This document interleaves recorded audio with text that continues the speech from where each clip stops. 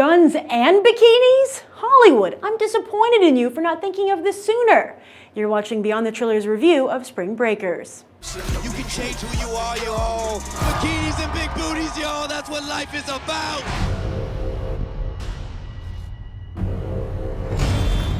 Who are you? My name's Aileen. Why are you here? I saw y'all in there. They like nice people. Come on, y'all. Why acting suspicious? Spring break. Get down! You scared, aren't you? Spring break forever. But in a way, they kind of did. One could argue the male version of Spring Breakers is Point Break, Kathryn Bigelow's surf and heist flick from 1991. Of course, Spring Breakers is much more sexualized and violent, but then isn't everything these days? Writer-director Harmony Korine has said he made this movie because he never went on his own spring break. And this is the kind of spring break one would expect from the guy who wrote Kids, the controversial NC-17 film about New York City teenagers and AIDS. But interestingly, as Korine tries to use this movie to go more mainstream, his stars are using it to distance themselves from their mainstream images. Spring Breakers stars two former Disney stars, Selena Gomez and Vanessa Hudgens, as well as one current Disney star, James Franco. Although, if Disney ever thought they could control James Franco, they must have been high as a kite on pixie dust. Meanwhile, Gomez and Hudgens are eager to establish themselves as real actresses, which is as hard as pulling off a robbery, yet Michelle Williams and Anne Hathaway are two of the few who've recently managed to get away clean. To further up its cool quotient, Spring Breakers also features music from Cliff Martinez, who scored Drive, and Skrillex, who happens to be one of my personal favorite Pandora stations. By the way, I'm not paying for you, Pandora, even if you cancel your free service. Will Spring Breakers be able to tap into my angst?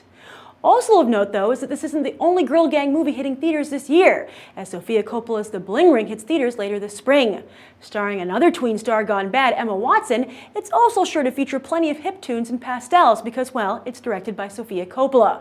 So the question is, can Korine give Coppola a run for her money in her own wheelhouse? It was really interesting to see this film after watching Oz the Great and Powerful. And if you've watched my review of that film, you'll note that I said that was James Franco's best mainstream performance ever. And then lo and behold, a week later comes out his best indie performance ever. Now granted, I haven't seen all of his indie work, but considering the energy and inventiveness that he brings to this movie, it just shows that while he's willing to make the mainstream films, at his heart, James Franco is an artist.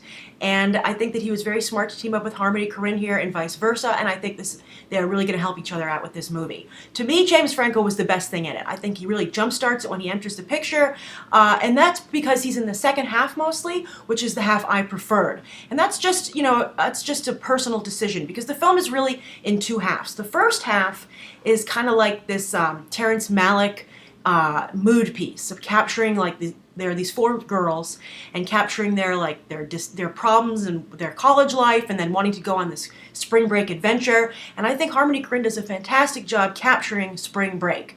I've never been on spring break. I never went, but I talked to some of my friends who did, and they said that it can get this crazy and this dark. And I think the visuals and the music and the way it's all put together, really compelling and really well done. I will add, though, that the film does feature a Girls Gone Wild level of nudity. And it's all, female nudity, which I guess is kind of like what one associates with spring break. I thought that was an interesting choice, considering that, at least for the first half of the film, you have four female lead characters. So I think that to kind of appeal to female audience members, you'd want to have some more male nudity. I mean, guys have their shirts off, but that's obviously very different. But if you're a female moviegoer, just be aware that that's what's going on here. But as I said, I guess Harmony Korine wanted to be truthful to, spring break. So that's the first half of the film. The second half of the film has a little bit more of a traditional narrative to it, more of a through line.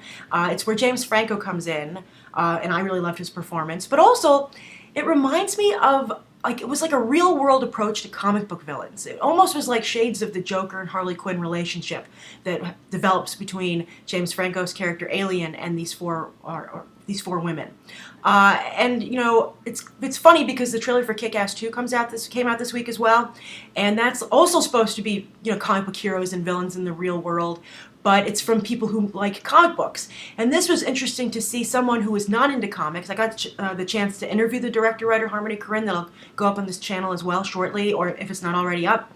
But it was interesting to see somebody and he said he wasn't influenced by comics so much, but I think there's definite shades of that there. So it's very interesting to see somebody who doesn't come from the world of comic books kind of create those characters. And so that's what I found compelling. And also, you know, in terms of the choice of the nudity, a lot of, you know, seeming to appeal to a male aesthetic, I thought it was, you know, I would have really been interested to see what the film would have been like if it had been from James Franco's perspective.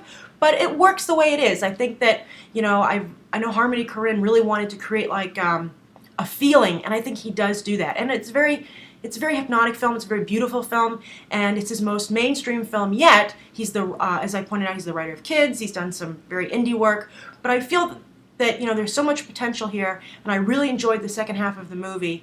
That, and I didn't dislike the first half. It's just the second half was what really captured my imagination. That I feel that if Harmony Korine is game, I could see a studio picking him up for something in the future. I think he could continue along the mainstream path with some success. But if he wants to stay in the indie world, I think that, you know, again, I think, you know, this is a great step forward for him. And I think it's a really big step forward for James Franco. So those are my thoughts on Spring Breakers. Check it out. And if you've seen the film, leave your thoughts down below. Did you think the film was in two halves? Which half did you like better? And always thank you for coming to Beyond the Trailer, not just for the latest, for reviews like this, but for trailer reviews, movie news, and of course, audience reviews. So thanks for watching, and I hope you'll subscribe. Bye.